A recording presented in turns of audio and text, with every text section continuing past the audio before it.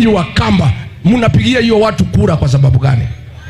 Mimi nikimalizia, nimesema jana nikiwa Kirinyaga ya kwamba SHA itaporomoka baada ya miezi 6. Hapa SHA inafanya kazi? Huyu Edward Duale amenijibu, anasema ati SHA inafanya kazi kila pahali Jamhuri ya Kenya. Hapa Ukambani inafanya kazi? Sasa wewe Duale, hii SHA mlipanga na Kasongo, mkaleta system ikakost 104 billion. Hiyo pesa mumeiba. Jana umeniuliza by saa 4 nikujibu nikupatie details. Nimechelewa kidogo, nilipitia pale kwa kinyozi. Nilitaka nijibu saa 4. Lakini nikaona ukienda kwa kazi lazima unyoe vizuri. Si nimenyoa vizuri? Unajua hii mambo ya familia ni ya maana. Hapana tembea kwa makazi ni hivi. Si lazima unakaa sharp. Ndio nimechelewa kidogo. Sasa katika ile consortium ambaye ililete biashara ya 104 billion, kampuni inaitwa Convergence Network Solutions iko na 17.89%. Hiyo kampuni ni ya Waziri Aden Duale, ndio mwizi mkuu katika Jamhuri ya Kenya. Kwa hivyo Duale, uliniuliza details. SHA imeibiwa 50 billion. Hiyo Kasongo ufuati, unaanza kuingia juu ya gari kusema ati kuna kiongozi ati ng'ombe yake ilikufa kwa sababu ya kupe. Ni utoto si utoto? Ni ujinga si ujinga? Sasa wewe kuliko ulete maneno ya maana, SHA imeibiwa 50 billion, wewe unafuata ati ng'ombe imeuliwa na kupe. Hii mtu kichwa yake ni mzuri? Sasa Citizen Kasongo owns 80%. Wameiba 6.3 billion, imetolewa cash from Equity Bank na mtu ya Kasongo. Mtu ya Kasongo anaitwa Linus Kipngetich, ambaye ako na minority shares. Kampuni yake ya insurance inaitwa Amaco na anafanya kazi pale ikulu ya rais. Huyo ndio ametoa pesa taslimu cash, ndio anapatia kina Kawaya na Nimrod Bai kuja kuhonga Wakamba.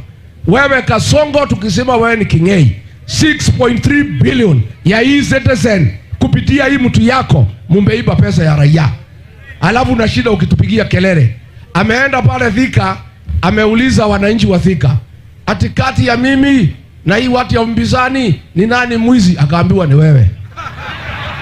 Mimi nauliza hapa, kati ya sisi hapa na Kasongo nani mwizi? Kati ya sisi na Kasongo nani mwizi? Mambo ya mbolea, Kasongo walitangaza 2 months ago ya kwamba iko 2 million bags katika stores ya NSPB. Watu watanunua 2,500 ndio wapande. Mvua ndio hii imefika. Not a single bag of fertilizer anywhere in the country. Mpaka kwao nyumbani Uasin Gishu, huko Kericho wakale wanalia, wanasema ni one time. Hawana fertilizer, hawana mbolea ya kupanda. Sasa anajaribu kupindua Kiswahili ati mbolea imekosekana kwa sababu ya mambo ya Iran. Wewe Kasongo ulisema 2 months ago, long before Iran, huko na fertilizer 2 million bags katika stores. Watu wameenda, there is nothing. Ni muongo si muongo? Ni muongo ni muongo? Tumekubaliana watu ya Booni? Tumekubaliana? Sasa hapa mmepanga vizuri Booni. Mtapatia kiongozi mbunge wa chama gani? Wa chama gani? Wa chama gani? Ama mnipatie mtu ya DCP? Ama ningoja kidogo? Nafikiri mimi, unajua mimi ni muungwana, si Kalonzo ni mzee kidogo kuliko mimi. Apate kwanza alafu ningoje. Mnataka ningoje? Msaidie kiongozi kwanza. Kwa sababu acha nikuambie, a leader is as strong as the people around him. Huyu Kalonzo mkikosa kumpatia askari ya kutosha, watu wazuri, watu loyal to him and the community, atafaulu kweli? Sasa mkipea wakora kama Mutuse, ameanguka haja anguka. Na hii Kavalogo, na hii Kavalogo ati anataka kurudi hapa, mpatie sijui nini. Ati atoke Machakos akuje Makueni. Arudi Machakos.